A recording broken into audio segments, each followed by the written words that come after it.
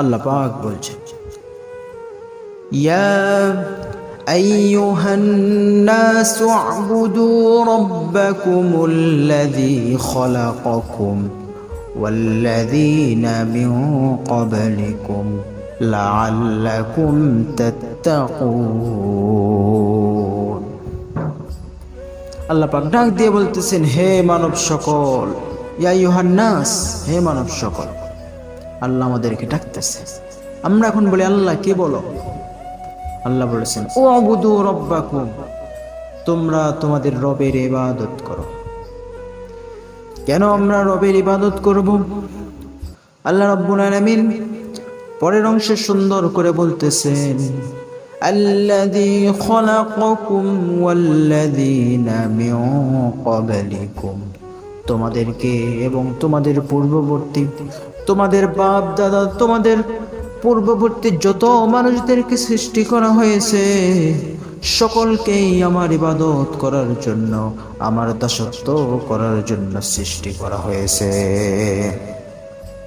অন্য আরেকটা আয়াতে আল্লাহ রাব্বুল আলামিন বলেন, ওয়ামা খালাকতুল জিন্না ওয়াল ইনসা ইল্লা লিয়াবুদুন, আমি মানুষকে এবং জিন জাতিকে সৃষ্টি করেছি শুধুমাত্র কেবলমাত্র আমার ইবাদত করার জন্য, আমার দাসত্ব করার জন্য।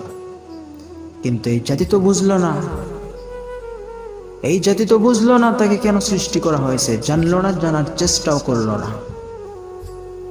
তুমি তো সেই মানুষ যাকে 10 টাকা দিয়ে যদি বলা হয়, ভাই তুমি এই কাজটা করো, তুমি তো সঙ্গে সঙ্গে করে ফেলো।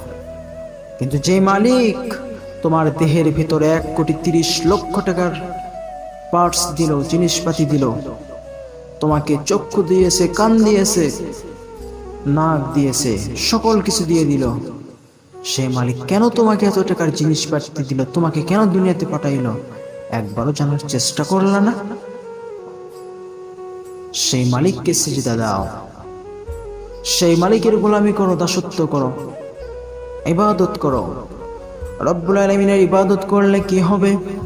আল্লাহ রব্বুল আলামিন পরের অংশ বলতেছেন, লাআল্লাকুম তাত্তাকুন, যদি কোনো বান্দা আমার ইবাদত করে, আমার দাসত্ব করে, তাহলে সে বান্দা মুত্তাকি বান্দা হয়ে যায়, মুত্তাকি হয়ে যায়। আর মুত্তাকিদের জন্য পুরস্কার হলো জান্নাত।